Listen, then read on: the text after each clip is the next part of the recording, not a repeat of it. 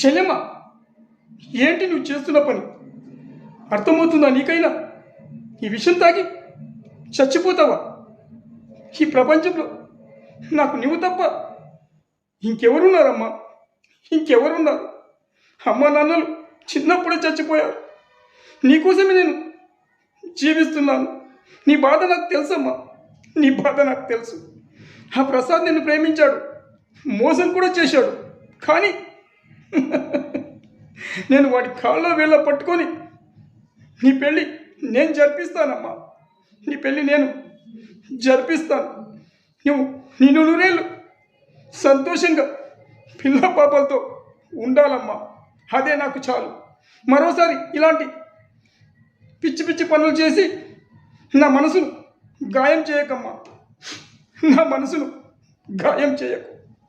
నాకు మాటివమ్మా.